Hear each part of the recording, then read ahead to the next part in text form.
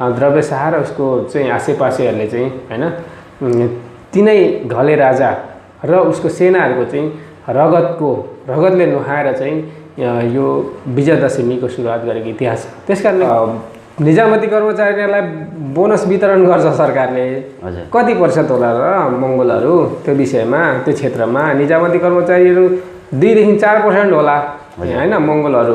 त्यो मङ्गोलहरूको अब निजामती कर्मचारीहरूलाई बोनस वितरण गर्नु, भत्ता वितरण गर्नु भनेको, तलब बढ्नु भनेको त 2 देखि 4% मङ्गोलहरूको वृद्धि हुनु हो हैन। 96% देखि 98% त त्यो त बाहुन क्षेत्रीकै निम्ति मात्रै त्यो त फाइदाजनक देखिन्छ क्या। यो उनी त एउटा डाक्टर हो नि त, एउटा चिकित्सक हो। चिकित्सकले यो कोभिड-19 को महामारीबाट कति बिरामीहरूलाई, कति सङ्क्रमितहरूलाई उद्धार गरे भन्ने कुरा चाहिँ महत्त्वपूर्ण हुन सक्छ हैन। त्यो एउटा चिकित्सक जस्तो व्यक्ति चाहिँ अनसन बस्नु यो महामारीमा, यो चाहिँ मलाई राष्ट्रघातै जस्तो लाग्छ हैन। पर्व हो हैन। तिहार चाहिँ मङ्गोलहरूकै पर्व हो। तिहार चाहिँ वीर बलिहाङको सम्झनामा मनाइने पर्व हो हैन। तर यसलाई लामो समयदेखि हिन्दूकरण गर्ने कामहरू, त्यो जमर्कोहरू गरिएको छ। तर मङ्गोल नेसनल अर्गनाइजेसनका फाउन्डर प्रेसिडेन्ट डाक्टर गोपाल गुरुङज्यू नेपालमा एउटा यस्तो पात्र हो, यस्तो व्यक्ति हो जसले हिन्दू आर्यको सबै जालोहरूलाई चाहिँ चकनाचुर पार्दै अगाडि बढ्नु भएको हैन। यो बाहुन क्षेत्रीको चाहिँ माघ एकातिर, नियत अर्कोतिर हुने जातहरू हो हैन। भारतमा महात्मा गान्धी भन्ने पदवी जो छ नि, मोहनदास करमचन्द गान्धीलाई महात्मा गान्धी भन्ने जुन पदवी दियो, त्यो पदवी ठुलो लाखौँको भेलाले, त्यो जनसागरले दिएको होइन भन्ने भनाइ छ हैन। 5-7 जना बाहुनहरूको भेलाले दिएको उपनाम हो भन्छ, उपाधि हो भन्छ। त्यस्तै अब राजा सम्मालाई नेपालमा महानायक भनेर सम्बोधन गरिएको छ, यो पनि त्यत्रो भेलाले दिएको हो जस्तो मलाई लाग्दैन। यो चाहिँ हिजोको दिनमा राजतन्त्रमा त्यही 5-7 जना राजावादी कलाकारको नाममा रहेका राजावादी झुन्डहरूले दिएको उपनाम हो जस्तो मलाई लाग्छ। अब राजा सम्मालको आमा मर्दाखेरि उनले कपाल खुइल्याएन, तर राजा मर्दाखेरि कपाल खुइल्याएका व्यक्ति हो हैन। बाहुन क्षेत्रीले मन्दिरमा, चोकमा किन चाहिँ माइकहरू लगाएर त्यसरी गीत बाजागाजाहरू बजाउँछ भन्दाखेरि चाहिँ बलिहाङ भन्दा पनि अगाडि चाहिँ अब काग तिहार, कुकुर तिहार, गाई गोरु तिहार, लक्ष्मी पूजा भनेर यसरी सारा हाम्रो पुर्खालाई चाहिँ गुमनाम गर्ने प्रयास भइरहेको छ। मङ्गोल अनलाइन टिभी। देश विदेश छरिएर रहनुभएका तपाईँ सम्पूर्ण 80% अहिन्दू मूलवासी मङ्गोलहरूलाई मङ्गोल अनलाइन टिभीको यस नयाँ एपिसोडमा हार्दिक स्वागत गर्दछु। म अर्जुन मङ्गोल।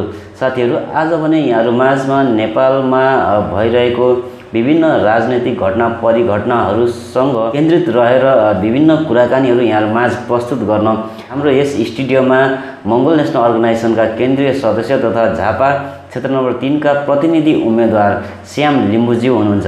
आउनुहोस् उहाँलाई आजको यस कार्यक्रममा स्वागत गरौँ। स्वागत छ श्यामजी हजुरलाई। हस्, धन्यवाद। जय मङ्गोल। सन्चै हुनुहुन्छ? सन्चै छु। यो धुलोले केही रुगा लाग्नु खोजे जस्तो लागिरहेछ, अरू त केही छैन। हजुर, मङ्गोल नेसनल अर्गनाइजेसनले विगतका वर्षहरूमा चाहिँ प्रत्येक वर्ष चाहिँ हिन्दूहरूको पर्व विजय दशमी, बडा दसैँ भनेर बहिष्कार गरिरहेको अवस्था थियो र अहिलेको समयमा पनि विजय दशमी, बडा दसैँ चाहिँ एकदमै नजिकै आइरहेका छौँ र हामी दसैँको मुखमा आइपुगिसकेका छौँ। यस वर्ष भने यस पर्वलाई तपाईँहरूले कसरी बहिष्कार गर्दै हुनुहुन्छ? कस्तो तयारी गर्दै हुनुहुन्छ? अलिकति बताइदिनुहोस् न।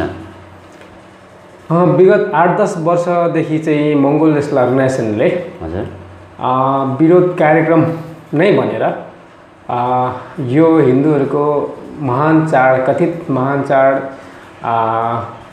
विजयदशमी, मङ्गोलहरूको चाहिँ पराजयको दिन, कालो दिन भनेर बहिष्कार स्वरूप कालो टिका लगाएर हामीले र्याली गर्दै, चोकचोकमा कोड सभाहरू गर्दै, भाषणहरू गर्दै यो हिन्दूहरूको बडा दसैँ अर्थात् मङ्गोलहरूको चाहिँ पराजयको दिन, कालो दिनलाई हामीले बहिष्कार गर्दै आइरहेको हो र यसपालि पनि त्यसको निरन्तरता पक्कै पनि हुन्थ्यो। तर कोभिड-19 को विश्वव्यापी महामारीको कारणले गर्दाखेरि अहिलेको यो परिस्थितिमा त्यो परिस्थिति सुहाउँदो नहोला भन्ने ठानेर हामीले चाहिँ आफ्नै वार्डमा आफ्नै घरमा कालो टिका लगाएर दसैँलाई बहिष्कार गर्ने हामीले निष्कर्षमा पुगेका छौँ। हजुर, यो मङ्गोलहरूको पर्व होइन, मङ्गोलहरूको दुर्दिन सुरु भएको दिन भन्नुहुन्छ तपाईँहरू। तर तपाईँहरूले यस पर्वलाई नमनाए त भइगयो नि, सडकमा निस्केर चाहिँ विरोध जुलुसै गरिरहन आवश्यक छ र? हुनु त मान्छेले मान्छेलाई मारेर मनाउने पर्व नै यो मानव अधिकारको चरम उल्लङ्घनभित्र पर्छ होइन। किनभने नेपाल एउटा यस्तो राष्ट्र हो जो चाहिँ संयुक्त राष्ट्रसङ्घमा गएर अन्य मुलुकहरूमा भइरहेको मानव अधिकारको हनन र उल्लङ्घनको विषयमा चर्को नारा दिने देशमध्ये नेपाल पनि एउटा हो। त्यस्तो मुलुकले आफ्नै राष्ट्रभित्र चाहिँ होइन मानव अधिकारलाई उल्लङ्घन गर्दै मानवले मानवको हत्या गरेर मानवले मानवमाथि हिंसा गरेर पर्व मनाउनु आफैमा जो एउटा संस्कृतिको नाममा एउटा कलङ्क हो भन्ने लाग्छ। यहाँले भन्नुभयो मान्छे मारेर मनाउन सुरु भएको पर्व भन्नुभयो। विजय दशमी बडा दसैँ चाहिँ कसले कसलाई मारेर चाहिँ सुरु भएको त? इतिहासले चाहिँ के भन्छ भने नेपाल त अब हिजो एउटा 2224 राज्यहरू थियो होइन। हजुर, त्यो 2224 राज्यहरूमा प्रत्येक राज्यको शासकहरू मङ्गोलहरू थिए होइन। तर जब सन् 1495 भारतको अलाउद्दिन खिल्जीको आक्रमणमा परेर पहिलोचोटि शाहहरूको पुर्खा द्रव्य शाह चाहिँ नेपाल प्रवेश गरेको, त्यो पनि पश्चिमको भिरकोट हुँदै होइन नेपाल प्रवेश गरेको, नेपालको पनि गोर्खा राज्यमा प्रवेश गरेको इतिहास छ होइन। र द्रव्य शाह भिरकोट हुँदै गोर्खा राज्यमा प्रवेश गरेको 64 वर्ष पछाडि 64 वर्षको अवधिमा त त्यो राज्यभित्र उसको सेना कति छ, उसको हतियार कति छ, उसको जनता कस्तो छ, यो भित्रको सबै चाहिँ अब आन्द्रा भुँडी के छ सबै कुरा थाहा पाइसकेपछि, गोप्य कुराहरू सबै पत्ता लगाइसकेपछि नारायण अर्याल र गणेश पाण्डेको षड्यन्त्रमा गोर्खाको घले राजालाई चाहिँ तपाईँलाई कोही बाहिर भेट्न आउनुभएको छ, कुनै पाहुना आउनुभएको छ भनेर झुक्क्याएर बाहिर हेर्नको लागि टाउको बाहिर घले राजाले चाहिँ टाउको बाहिर निकालेको अवस्थामा चाहिँ धारिलो र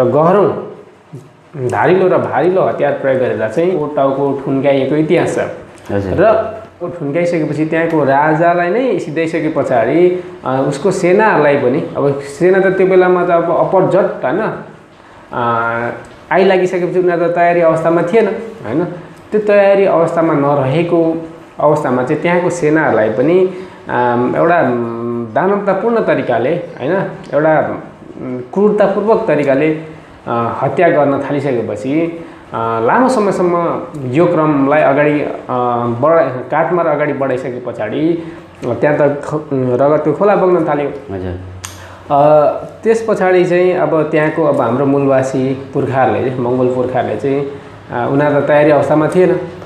ठिकै छ, अब हामी तपाईँहरूसँग युद्ध गर्दैनौँ, अब हामी तपाईँहरूको शरणमा पर्न तयार छौँ, हामीले आत्मसमर्पण गरिसक्यौँ भनेर चाहिँ उनीहरूले चाहिँ हतार अब दहीमा चाहिँ चामल मुसेर उनीहरूले सेतो टिका लगाएको इतिहास छ। तर त्योभन्दा पहिला चाहिँ अब हिन्दू आर्यहरूले चाहिँ द्रव्य शाह र उसको चाहिँ आसेपासेहरूले चाहिँ होइन तिनै घले राजा र उसको सेनाहरूको चाहिँ रगतले नुहाएर चाहिँ यो विजय दशमीको सुरुवात गरेको इतिहास छ। त्यस कारणले गर्दाखेरि यो चाहिँ हाम्रो पुर्खाहरूको चाहिँ कत्लेआम गरेको दिन होइन, हाम्रो पुर्खाहरू चाहिँ हत्या हिंसा भएको दिन चाहिँ हाम्रो कालो दिन भएको कारणले गर्दाखेरि यसलाई हामीले मनाउन पनि सक्दैनौँ र हामी चाहिँ यसलाई अरूले पनि मनाउनु पर्छ हुन्छ भन्ने कुरामा हामी सहमति जनाउन सक्दैनौँ। र यसपालि सायद यो पहिलोचोटि नै हुनुपर्छ जस्तो लाग्छ यो नेपाल सरकारले होइन गणतन्त्रको स्थापना पछाडि नेपाल सरकारले यो हिन्दूहरूको दसैँ होइन हिन्दूहरूको 20% हिन्दूहरूको यो पर्वमा चाहिँ नयाँ नोट पनि बजारमा नल्याउने घोषणा गरेको चाहिँ यो चाहिँ राम्रै कदम हो भन्ने मैले ठानेको छु र यो चाहिँ हाम्रो दुर्दिन भएको कारणले गर्दाखेरि हामी मनाउन सक्दैनौँ। र अर्को कुरा यो मान्छेले मान्छेलाई मारेर पर्व र उत्सव मनाउनु यो अहिलेको 21औं शताब्दीमा यो संस्कृतिको नाममा कलङ्क हो भन्ने मैले ठानेछु, हामीले ठाने। हजुर, त्यही त तपाईँले नमनाउनु, तपाईँ मङ्गोल नेसनल अर्गनाइजेसनले नमनाउँदाखेरि घरमै बसेर नमनाए त हुन्थ्यो नि, तर सडकमा निस्केर कालो टिका लगाएर नारा जुलुस गर्नु आवश्यक छ र? हिजो चाहिँ के थियो भने यो पर्व हिजोकै दिनदेखि बहिष्कृत हुँदै आएको पर्व हो होइन। यो पर्व गोर्खामै मात्रै मनाइन्थ्यो हिजोको दिनमा, त्यो पनि विजयी आफूलाई विजयी ठान्ने शासकवर्ग हिन्दू आर्यहरूले चाहिँ मनाउने गरिन्थ्यो। तर पछिल्लो समयमा यसलाई काठमाडौँ भित्र्याइयो र पछिल्लो समयमा मुलुकव्यापी यसलाई चाहिँ गर्ने कामहरू गरियो र मुलुकव्यापी गर्ने क्रममा यो पर्वलाई हाम्रा मूलवासी पुर्खाहरू राई लिम्बू तामाङ गुरुङ नेवारहरूले पनि यसलाई बहिष्कृत गर्दै आएको र यो पर्वलाई बहिष्कार गर्ने क्रममा यो पर्वलाई चाहिँ नमान्ने क्रममा चाहिँ हाम्रा पुर्खाहरू शहीद भएको इतिहासहरू तपाईँले त्यो राम लिहाङ आठ परिवारको नाम पनि सुन्नुभएको होला। उहाँहरू दसैँ बहिष्कार गर्दाखेरि नै शहादत प्राप्त गर्नुभएको व्यक्तिहरू हो र दसैँ मानेको छ कि छैन, यसले दसैँ मान्यो मानेन, बहिष्कार गर्यो या त यसलाई आत्मसात गर्यो भनेर चेक गर्ने पनि त्यही स्थानीय स्तरमा स्थानीय स्तरकै त ठालुहरू होइन, जिल्ला स्तरमा जिल्लाकै त्यो तरिकाले चाहिँ जबरजस्ती होइन चाहिँ यसलाई दसैँलाई चाहिँ लादिएको इतिहासहरू हामीले भेट्न सक्छौँ। र अब बिचमा आएर चाहिँ अब बिचमा त हाम्रो इतिहासहरू गुमनाम गरियो नि त। अब इतिहास लेख्ने बाहुन छेत्री नै होइन, अब सबै अड्डा अदालतमा पत्र पत्रिकामा रेडियो टेलिभिजनमा सबैमा बाहुन छेत्री भइसकेपछि हाम्रो विषयमा लेख्ने मान्छे त कोही पनि भएन। अलिकति पढे लेखेको हाम्रो दाजुभाइहरू हाम्रो बाबुबाजेहरू त लाहोरतिर पठाइहाले, बेचिहाले होइन। कति ब्रिटिसलाई बेचे, कति भारतलाई बेचे। अलिकति हिँड्न सक्ने, लेख्न सक्ने, बोल्न सक्ने मान्छे त बेचिहाले। अब गाउँमा त को कि बुढाबुढी रहे कि केटाकेटी रहे कि त अब महिलाहरू रहे। त्यो भइसकेपछि हाम्रो के हो र हाम्रो के होइन भन्ने विषयमा पढाउने मान्छे नै नभइसकेपछि हाम्रो मान्छेहरू अन्यमा पर्नु स्वाभाविक नै हो। तर जब हामीले इतिहासलाई खोतल्यायौँ, सही कुरा पत्ता लगायौँ, बुझ्यौँ, त्यस पछाडि यो हामीले स्वीकार्नुहुन्न होइन। किनकि हाम्रो पुर्खा मारिएको दिनमा कसैले पनि यसलाई खुसियाली मनाउँछ भने त्यो असह्य हुन्छ। मारेको त के आफै मरेको छ भने पनि होइन, छिमेकीमा कसैको दाजुभाइ मऱ्यो, कसैको बुवामा मऱ्यो भने चाहे त्यो हिन्दू आर्य नै होस्, बाहुन छेत्रीकै बुवामा मरेको होस्, हामी मङ्गोल भए पनि छिमेकी हामी खुसी मनाउन सक्दैनौँ। त मारेर अझै हत्या गरेर मनाउनु चाहिँ यो 21औं शताब्दीमा यो कलङ्क नै हो भन्छु म चाहिँ। दसैँलाई चाहिँ तपाईँहरूको पुर्खा मङ्गोलहरूको पुर्खालाई हत्या गरेको दिन, कत्लेआम गरेको दिन भनेर भन्नुभयो तपाईँले। तर दसैँ पर्वलाई त भारतमा पनि मनाइरहेको छ, एउटै मितिमा मनाइरहेको छ, अन्य देशहरूमा पनि मनाइरहेको छ। त्यो देशहरूमा चाहिँ दुर्गाले चाहिँ महिषासुरलाई राक्षसलाई मारेको भन्ने एउटा भनाइ छ। नेपालमा पनि पहिले त्यही भनाइलाई नै विश्वास गरिन्थ्यो। तर पछिल्लो समयमा चाहिँ तपाईँहरूले चाहिँ मङ्गोल पुर्खालाई हत्या गरेको दिन हो भनेर भन्दै हुनुहुन्छ। र भारतमा चाहिँ के कारणले मनाइरहेको छ त? भारतमा र नेपालमा मनाउनुको एउटै मितिमा मनाइरहेको छ नि होइन। अब इतिहासहरू त जसरी बङ्ग्या पनि हुन्छ होइन। हजुर, रामले रावणलाई मार्यो भन्दा पनि भयो, कसले कसलाई मारेर मनायो भन्दा पनि भनेर प्रचार गर्दा पनि भयो होइन। भारतमा चाहिँ दसैँलाई भन्दा पनि तिहारलाई चाहिँ बढी महत्त्व दिएको हामीले देख्छौँ होइन। दीपावलीलाई चाहिँ हामीले बढी महत्त्व दिएको देख्छौँ, दसैँलाई त्यसरी मानेको जस्तो मलाई लाग्दैन होइन। तथापि यदि मान्छ भने पनि कसैले मान्छ भन्दैमा हामीले मान्नुपर्छ भन्ने हुँदैन होइन। कुनै देशमा चाहिँ हत्या हिंसा भइरहेछ त नेपालमा किन हुँदैन? नेपालमा चाहिँ किन त्यसलाई आत्मसात नगर्ने? फल्ना देशमा त महिला हिंसा भइरहेछ त, बलात्कार घटनाहरू भइरहेछ त, नेपालमा चाहिँ किन आत्मसात नगर्ने भन्ने कुरा त्यो जायज होइन नि होइन। जुन कुरा सही छैन त्यो चाहे संसारले मानोस्, हामीले मान्नु हुँदैन। जुन कुरा सही छ चाहे त्यो संसारले माने तापनि गलत कुरालाई हामीले मान्नु हुँदैन र सही कुरा संसारले नमाने पनि हामीले मान्नुपर्छ। त्यो हामीले मङ्गोल नेसनल अर्गनाइजेसनले के भन्दै आइरहेछौँ भन्दाखेरि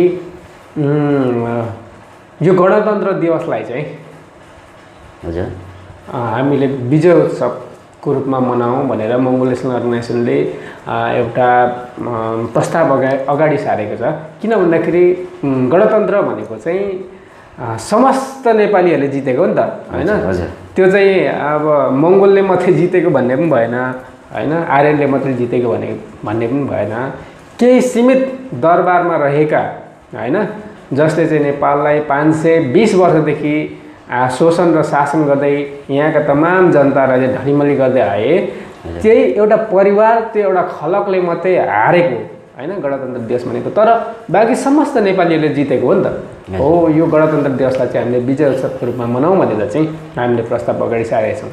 भनेपछि दसैँ तपाईँहरूले बहिष्कार गरिरहनु भएको छ, दसैँ नेपालमा नै मनाउनु हुँदैन भन्ने तपाईँहरूको सोचाइ हो कि कस्तो छ यसमा, कि मङ्गोलहरूले मात्रै नमनाउने हो त?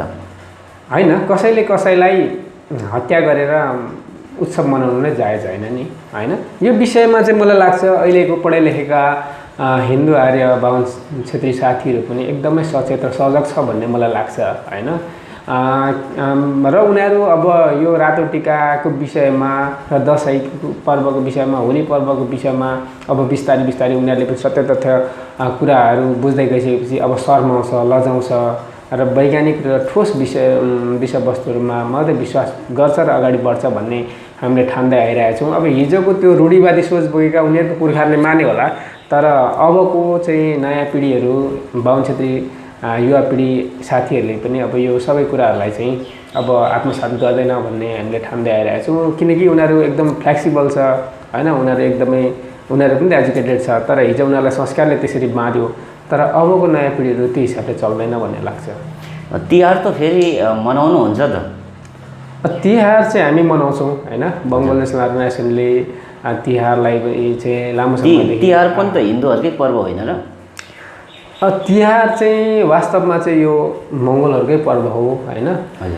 तिहार चाहिँ मङ्गोलहरूकै पर्व हो। तिहार चाहिँ वीर बलिहाङको सम्झनामा मनाइने पर्व हो होइन। तर यसलाई लामो समयदेखि हिन्दूकरण गर्ने कामहरू, त्यो जमर्कोहरू गरिएको छ। त्यो भएर आम जनतालाई अन्यल हुनु स्वाभाविक कुरा हो। किन भन्दाखेरि तपाईँहरूले सुन्दै आउनुभएको छ होइन, देउसी भैलेहरूले पनि हामी त्यसै आएको होइनौँ होइन, बलिहाङको हुकुम हुँदा आएको हामी भनेर भट्याएको हामीले सुन्दै आइरहेका छौँ। यो पर्व चाहिँ वीर बलिहाङको सम्झनामा मनाइने पर्व हो। यो पर्वमा कसैले कसैलाई हत्या गरेको, कसैले कसैमाथि हिंसा गरेको इतिहास यसमा छैन नि त होइन। तर यसको इतिहास चाहिँ के छ भने, तर पनि यस पर्वलाई त हिन्दूहरूको पर्व भनेर नै हाम्रो पुर्खाहरूले पनि मनाउँदै आइरहनु भएको थियो। हाम्रो पुर्खाहरूले पनि यसलाई पनि आफ्नै पर्वको रूपमा मनाउँदै आइरहेको थियो होइन। तर पछिल्लो समयमा चाहिँ यो चाहिँ हिन्दूहरूको पर्व होइन भन्नुभयो तपाईँले, यसको आधारहरू के छन् त? यो चाहिँ अब मैले अघि भने नि, अब यसलाई मङ्गोलहरू यहाँका तमाम मूलवासीहरूको धेरैवटा पर्वहरू छ होइन। जस्तो माघी भयो, साकेला भयो, तपाईँ उँभौली भयो, अनेक पर्वहरू छ नि। तर यी पर्वहरू त गुमनाम छ नि त। यसलाई त भइसक्यो राज्य तहबाट त दबाउने होइन, गुमनाम गर्ने प्रयासहरू नै हुन्छ। जुन जुन पर्वहरू हाइलाइटमा आए तिनीहरूलाई सकभर हिन्दूकरण गर्ने उनीहरूको शासकहरूको त हिजोको शासकहरूको त प्रयासहरू थियो होइन। त्यस्तै अब यो पर्वमा चाहिँ खासमा पुज्नुपर्ने हामीले वीर बलिहाङलाई हो होइन।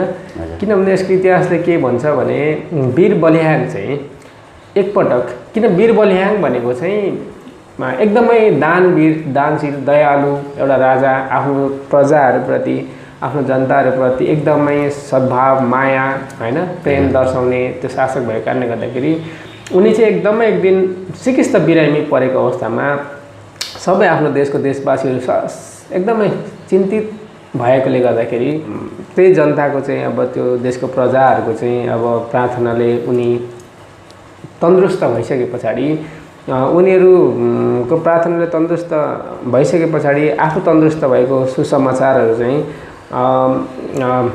पहाडको कुना कन्दरामा होइन, आफ्नो देशको कुना कन्दरामा पुर्याउनको लागि युवा युवतीहरूलाई चाहिँ अब परिचालन गरेको होइन कुराहरूबाट चाहिँ यो देउसी भैलीको चाहिँ अब सुरुवात भएको भन्ने इतिहासहरू छ। तर अब हाम्रो वीर बलिहाङलाई चाहिँ गुमनाम गर्नको लागि ओझेल पर्नको लागि चाहिँ अब हाम्रो वीर बलिहाङलाई चाहिँ गुमनाम गर्नको लागि चाहिँ उनीहरूले चाहिँ अब बलिहाङ भन्दा पनि अगाडि चाहिँ अब काग तिहार कुकुर तिहार गाई गोरु तिहार लक्ष्मी पूजा भनेर यसरी सारा हाम्रो पुर्खालाई चाहिँ गुमनाम गर्ने प्रयास भइरहेको छ। त्यस कारणले गर्दाखेरि हामीले चाहिँ हाम्रो पुर्खा वीर बलिहाङलाई चाहिँ पुनः अगाडि ल्याउनको लागि चाहिँ लक्ष्मी पूजाभन्दा ठिक 3 दिन अगाडिदेखि नै मङ्गोल नेसनल अर्गनाइजेसनले चाहिँ बलिहाङ पर्वको नाममा जय मङ्गल अभियानलाई चाहिँ अगाडि सारिरहेको छ।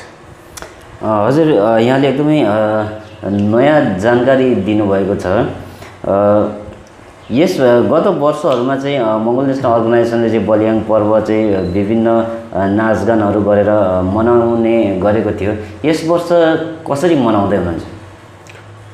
यसपालि पनि अब त्यसैलाई हिजोकै तरिकालाई नै निरन्तरता दिने नै अब मङ्गोल नेसनल अर्गनाइजेसनको उद्देश्य चाहिँ हो। तर अब त्यही त मैले अघि पनि भने अब मुलुकमा कोभिड-19 को महामारी छ हैन।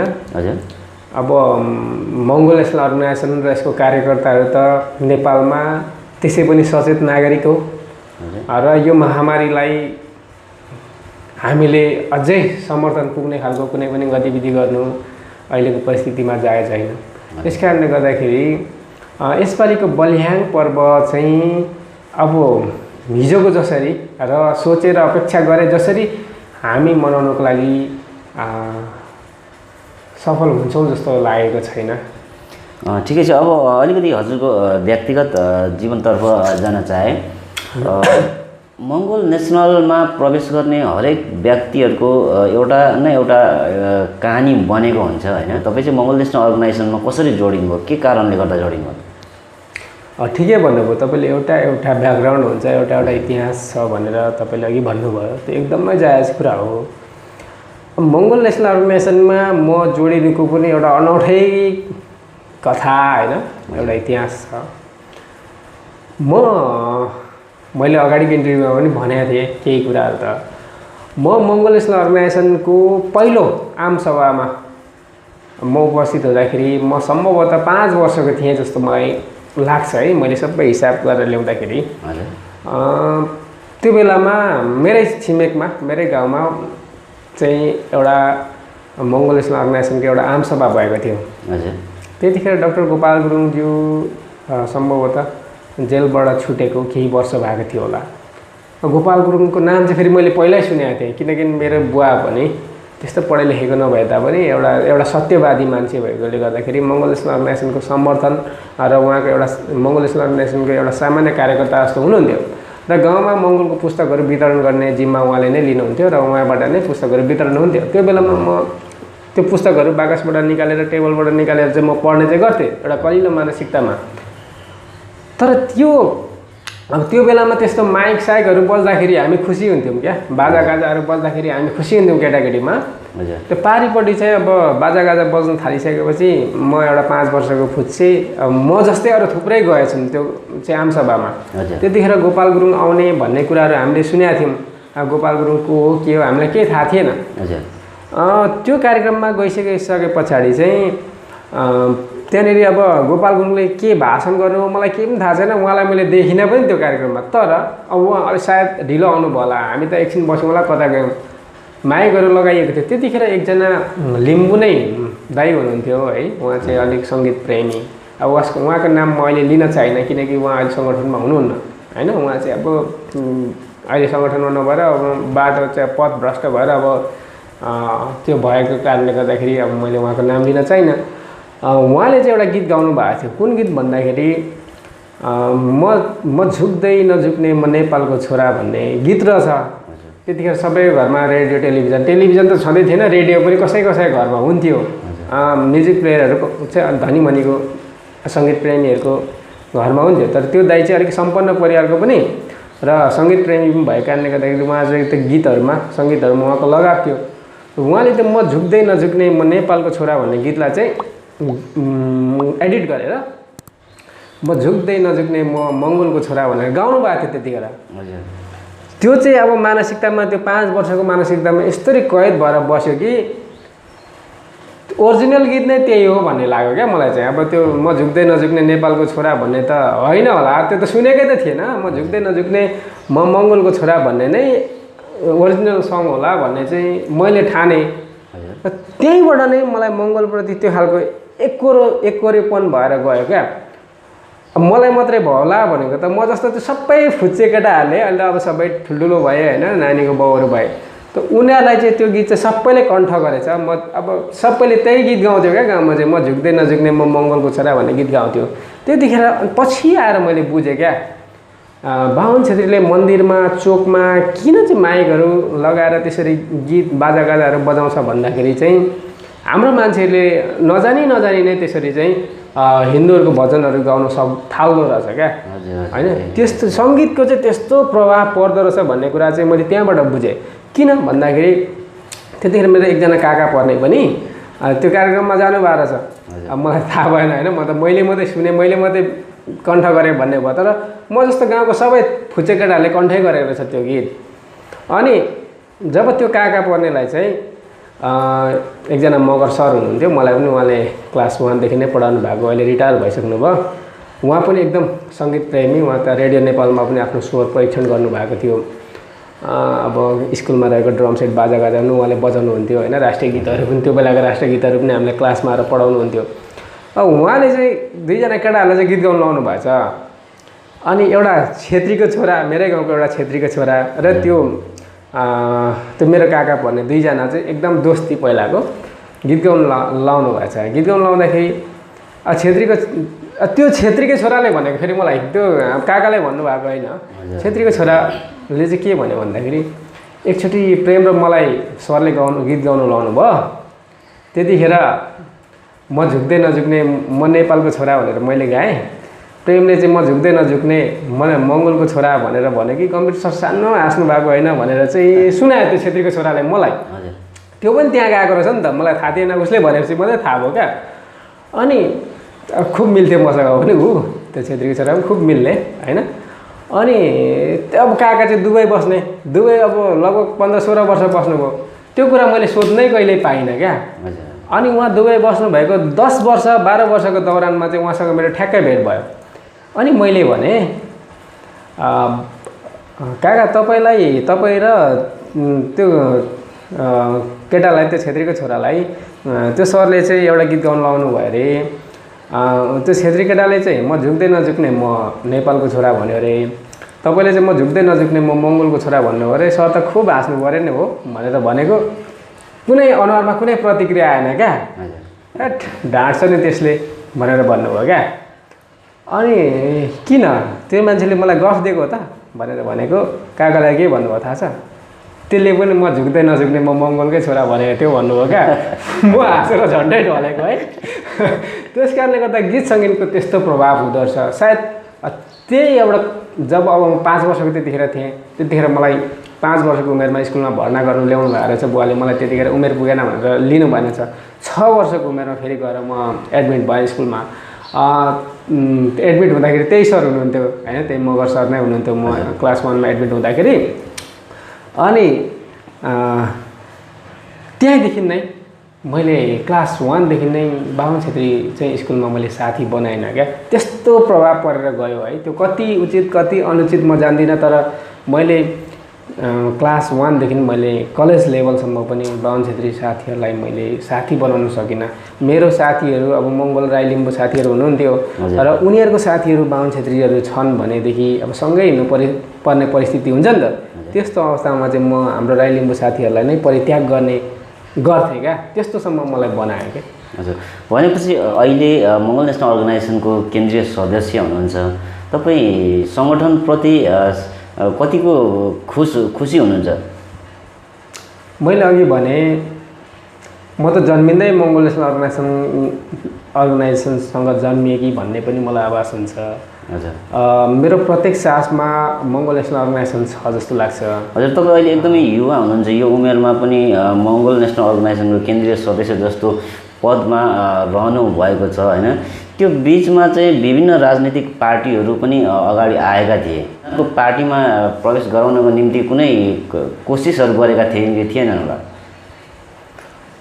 हुनु त मेरै अब रिलेटिभ्सहरू होइन हजुर मेरै अलिक परको रिश्तेदारहरू अलिक परको पनि नभनौँ ठिकठिकैको होइन हजुर परिवारभित्रैको त नभनौँ तर सम्बन्धितहरू अन्य राजनीतिक दलको अब ठिकठिकै ओहदाहरूमा माथिल्लो ओहदाहरूमा पनि हुनुहुन्छ उहाँहरूसँग पनि मेरो त्यस्तो धेरै राजनीतिक विषयमा त्यस्तो खालको अब नजिकपन आएन किनभने म चाहिँ अब नझुक्ने खालको स्वभाव मेरो पहिलादेखि नै होइन म सबैप्रति माया गर्ने प्रेम गर्ने होइन कसैलाई म दबाउन नचाहने मान्छे र दबिनु पनि नचाहने मेरो स्वभाव भएकोले गर्दाखेरि पनि होला र म चाहिँ अघि मैले भने नि बाल्यकालदेखि नै मलाई त्यो छाप परेकोले गर्दाखेरि नेपालमा विभिन्न आन्दोलनहरू चर्कियो तर कुनै पनि आन्दोलनले कुनै पनि राजनीतिक घटनाक्रमले मलाई छुएन त्यत्रो माओवादीको त्यत्रो अझै 10 वर्ष अब आतङ्कले पनि मलाई हल्याएन म मङ्गोलको झन्डा गाडेर बस्ने मान्छे होइन त्यस कारणले गर्दाखेरि मैले अघि पनि भने मेरो प्रत्येक सासमा प्रत्येक रगतको थोपामा मङ्गोल नेसनल अर्गनाइजेसन भएको कारणले गर्दाखेरि मेरो चाहिँ स्वभाव के छ भने म चाहिँ फेरि हत्तै अगाडि बढिहालौँ भन्ने मेरो स्वभाव पनि छैन मेरो चाहिँ भाइ बहिनीहरूले नेतृत्व गरे मलाई मजा लाग्छ मलाई भाइ बहिनीहरूले चाहिँ राम्रो राम्रो प्रश्नहरू दिनुभयो भने मलाई खुसी लाग्छ हिजो भर्खरै एउटा प्रशिक्षण कार्यक्रममा गएका थियौँ त्यसमा चाहिँ प्रमुख अतिथिको रूपमा मलाई नै निम्त्याउनु भएको थियो अनि भाइहरूसँग कुरा पनि भएको थियो हिजै कुरा भएको थियो होइन एक दिन अगाडि नै कुरा भएको थियो मैले भनेको थिएँ भाइहरूले प्रशिक्षण दिनु होइन समय उब्रियो भने म दिन्छु भनेर भनेको थिएँ हाम्रो सागर दर्जी भाइसँग गएका थियौँ अरू अन्य दुईजना सिनारा बहिनी र हाम्रो के धिमाल तल हाम्रो तलको धिमाल साथी पनि हुनुहुन्थ्यो त्यो सागर भाइले दिनुभएको प्रशिक्षण एकदम 100% मलाई एक्युरेट लाग्यो एकदम खुसी लाग्यो क्या म आफूले प्रशिक्षण दिनुपर्छ मै बोल्नुपर्छ मै अगाडि बढ्नुपर्छ भन्ने त्यो सोचबाट म चाहिँ मुक्त भएको व्यक्ति म एक्लै बस्दाखेरि पनि मङ्गोल नेसनल अर्गनाइजेसनको प्रगति देख्यो भने मलाई आनन्द लाग्छ अब अलिकति राजनीतिक नेपालको राजनीतिक विषयतिर मोड्न चाहे र पछिल्लो समयमा चाहिँ नेपालको महानायक भनेर चिनिएको राजेश हमाल जातको प्रश्न नामक कार्यक्रममा चाहिँ नेपालमा हावी रहेको जातीय भेदभावको विरुद्धमा बोल्नु हुँदा चाहिँ विवादित हुनुभएको छ यस विषयलाई चाहिँ कसरी लिनुभएको छ अब मङ्गोल नेसनल अर्गनाइजेसन चाहिँ जात जाति भन्ने कुरालाई पनि मान्दैन यो शब्दलाई पनि मान्दैन होइन जात प्रथा वर्णाश्रमलाई पनि मङ्गोल नेसनल अर्गनाइजेसनले मान्दैन यो जात जाति भन्ने शब्दले वास्तवमा मान्छेलाई सम्बोधन गर्नु पनि उचित होइन भन्ने मलाई लाग्छ र मङ्गोल नेसनल अर्गनाइजेसनले त लामो समयदेखि नै अब संविधानमा यो दलित शब्द भन्ने कुरालाई हटाइनुपर्छ भनेर भनिएको छ भन्दै आइरहेको छ दलित जनजाति होइन मधेसी पहाडी भन्ने शब्दहरू चाहिँ अब संविधानमा उल्लेख गरिनुहुन्न भन्ने मलाई लाग्छ हामीलाई लागेको छ सङ्गठनलाई त्यो लागेको छ त्यस कारणले गर्दाखेरि मानवको व्यवहार गरिनुपर्छ यो जात जातिको कुराहरू गर्नु उचित होइन जस्तो लाग्छ मलाई चाहिँ मङ्गोल नेसनल अर्गनाइजेसनले पनि जात जाति मान्दैनौँ भनिरहँदाखेरि राजेश हमाल महानायक राजेश हमालले पनि जातीय विभेदको मुद्दालाई अगाडि बढाइरहनु हुँदाखेरि उहाँ एकदमै विवादमा तानिनु भएको छ उहाँको तस्बिरहरू पनि जलेको छ होइन उहाँको पुतला जलेको छ यस राजेश हमालको यस कदमलाई एमएनओले समर्थन गर्छ कि गर्दैन अब यो वर्णाश्रम व्यवस्था निर्माण गर्ने चाहिँ नेपालमा इन्डियामा होइन चाहिँ यो बाहुनहरूले हो वर्णाश्रम व्यवस्था बनाउने भनेको बाहुनहरू हो भनेको चाहिँ क्षेत्रीयहरू हो होइन यो वर्णाश्रम व्यवस्था निर्माण गर्ने बाहुनहरू यसलाई समाजमा लागू गर्ने जबरजस्ती लागू गर्ने र गराउने चाहिँ क्षेत्रीयहरू हो अब राजेश हमाल चाहिँ एउटा यस्तो पात्र हो जो चाहिँ वीरेन्द्रको मृत्यु हुँदाखेरि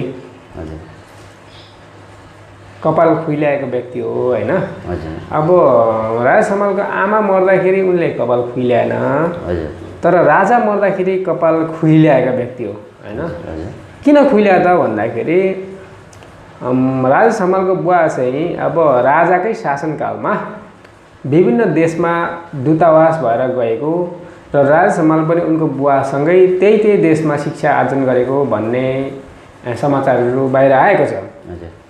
त्यस कारणले गर्दाखेरि अब राजेश हमालले कपाल चाहिँ किन खुइल्या त भन्दाखेरि अब उनको बुवाले र उनले त राजाको नुन त खाएको थियो, त्यो नुनको सोझो गरेको हो भन्ने प्रमाणित गर्छ त्यो घटनाक्रमले। त्यस कारणले गर्दाखेरि अब तपाईँलाई म एउटा उदाहरण दिन चाहन्छु। भारतमा महात्मा गान्धी भन्ने पदवी जो छ नि, मोहनदास करमचन्द गान्धीलाई महात्मा गान्धी भन्ने जुन पदवी दियो, त्यो पदवी ठुलो लाखौँको भेलाले त्यो जनसागरले दिएको होइन भन्ने भनाइ छ होइन। 5-7जना बाहुनहरूको भेलाले दिएको उपनाम हो भन्छ, उपाधि हो भन्छ। त्यस्तै अब राजेश हमाललाई नेपालमा महानायक भनेर सम्बोधन गरिएको छ, यो पनि त्यत्रो भेलाले दिएको हो जस्तो मलाई लाग्दैन। यो चाहिँ हिजोको दिनमा राजतन्त्रमा त्यही 5-7जना राजावादी कलाकारको नाममा रहेका राजावादी झुन्डहरूले दिएको उपनाम हो जस्तो मलाई लाग्छ होइन।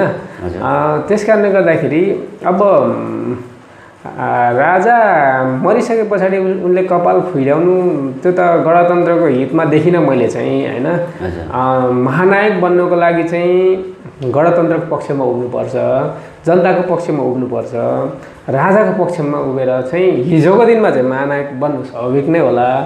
तर अब गणतन्त्रको युगमा यो गणतन्त्रमा चाहिँ उनको गतिविधि चाहिँ महानायक भन्दा पनि अब खलनायकको भूमिका हो कि भन्ने मलाई चाहिँ लाग्छ। त्यो मलाई लागेन। उहाँको यस कदमलाई चाहिँ उहाँ पनि क्रिस्चियन मिसनरीद्वारा सञ्चालित नेपालमा चाहिँ हिन्दू धर्मलाई चाहिँ खतम पार्ने किसिमको चाहिँ एउटा कार्यक्रमहरू सञ्चालन गर्ने भनेर चाहिँ विभिन्न हिन्दू सङ्घ संस्थाहरू पनि राजेश हमालको खैरो खन्नमा लागिरहेको छ पछिल्लो समयमा होइन। अनि यसरी राजेश हमालले पनि एमएनओले भनेकै कुराहरू मुद्दाहरूलाई उठाइरहँदाखेरि सङ्गठनले चाहिँ समर्थन गर्ने अथवा नगर्ने भन्ने कुनै विषय उठ्छ कि उठ्दैन होला सङ्गठनभित्र होइन। अब हिजो नेपालमा सङ्घीय लोकतान्त्रिक गणतन्त्रको माग लिएर जनताहरू सडकमा उर्लिरहँदाखेरि नेपालमा गणतन्त्रको आवाजहरू बुलन्द भइरहँदाखेरि यी पात्रहरू कहाँ थिए मलाई थाहा छैन होइन। त्यस कारणले गर्दाखेरि अब गणतन्त्र आइसके पछाडि हिजोको राजाको नुन खाएको र राजतन्त्रमा चाहिँ सप्रिएको यी कलाकारहरू र कुनै पनि पात्रहरू त्यो गणतन्त्रमा फस्टाउनु उचित होइन भन्छु म चाहिँ।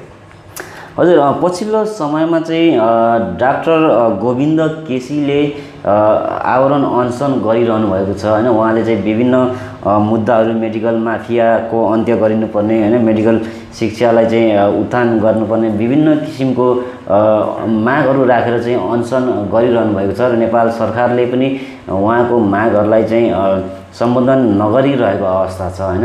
उहाँको मागहरूप्रति र उहाँको अनसनप्रति तपाईँको चाहिँ कस्तो धारणा छ?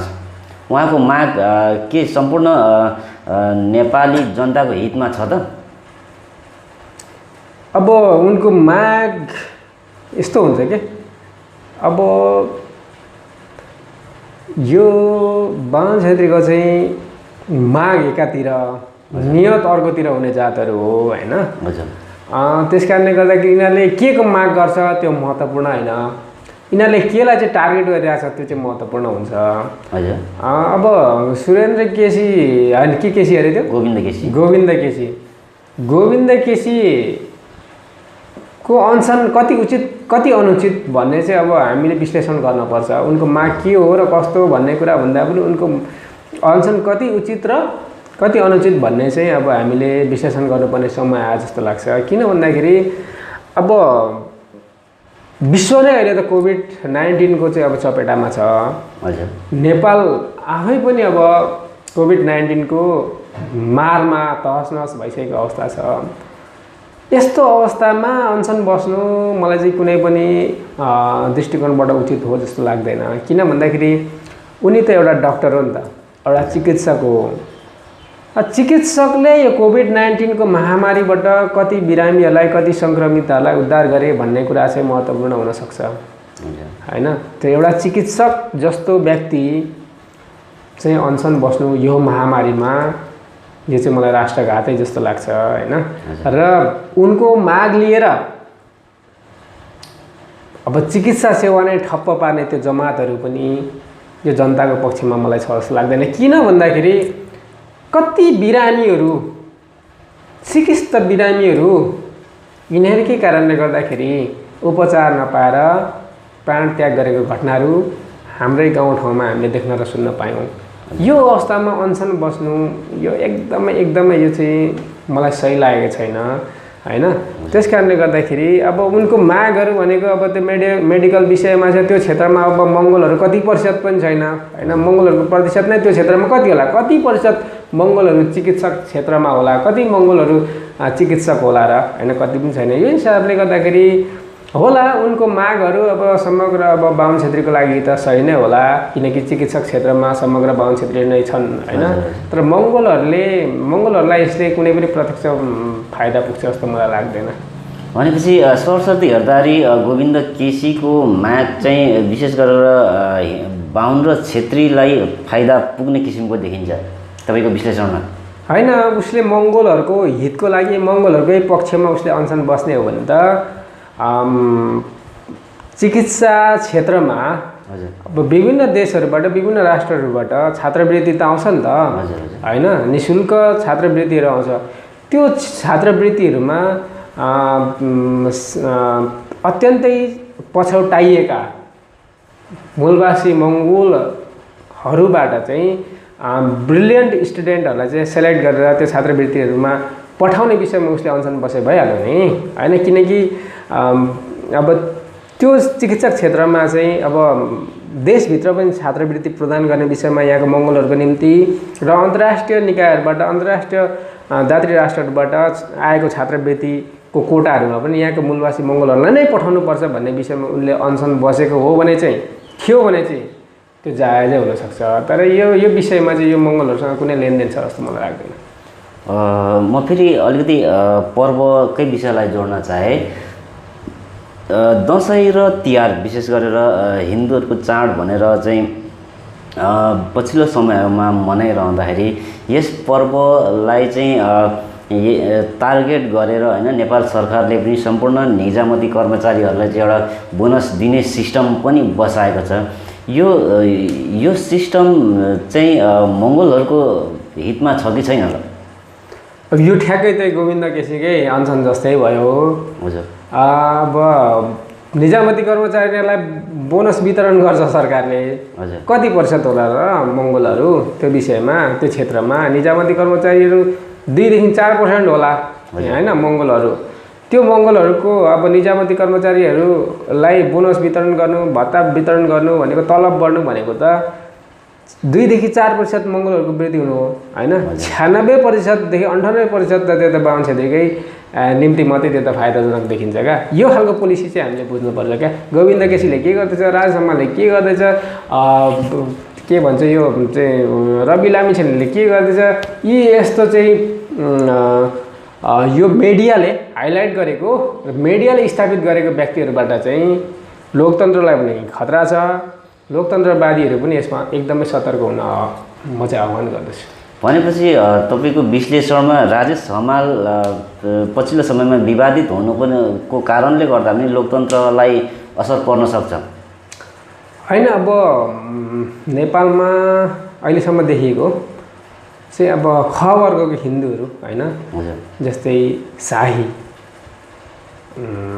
तपाईँको विष्ट, केसी, यी हमालहरूबाट चाहिँ गणतन्त्रमाथि प्रहार हुन्छ जस्तो मलाई लाग्छ हैन। यी अब लामिछाने यिनीहरूको टार्गेट चाहिँ गणतन्त्र नै हो भन्ने मलाई लाग्छ। किन भन्दाखेरि हिजो गणतन्त्रको माग गर्दाखेरि जनता सडकमा ओर्लिराख्दाखेरि यी पत्करहरू कहाँ थिए त? हामीलाई अत्तो छैन नि त। थियो त? थिएन नि। यी त कुन जङ्गलको झारपात हो, त्यो अत्तो थिएन। अहिले आएर मिडियाले एकाएक हाइलाइट गरेको पात्रहरू न हो हैन।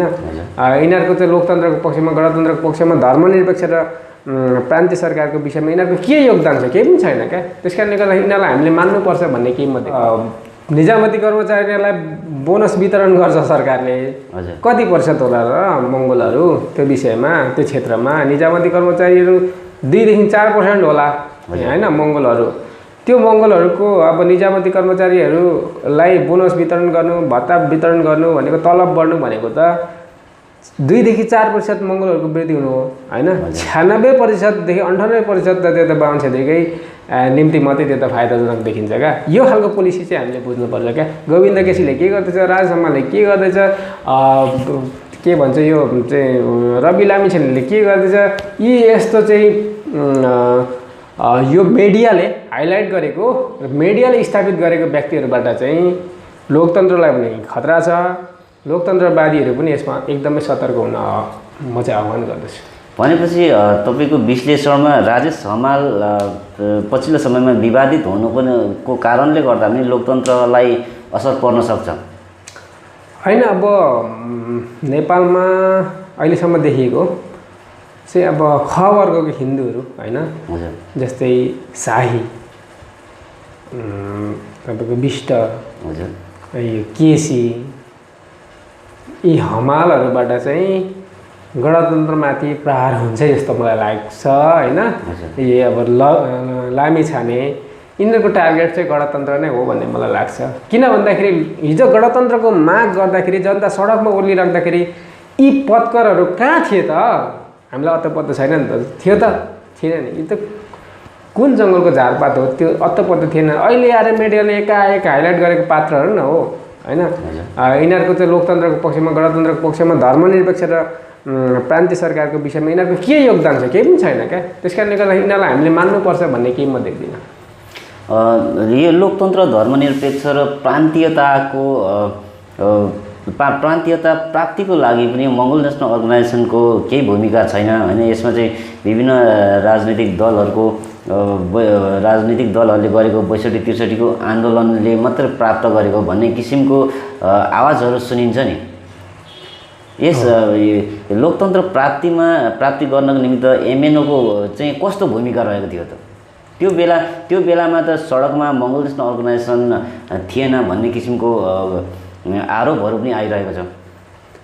हो, अब यिनीहरूको मैले अघि पनि भने, यिनीहरूको पहिलामा षड्यन्त्र, पहिलामा धोका हामीले लामो समयदेखि भोग्दै आइरहेको छौँ।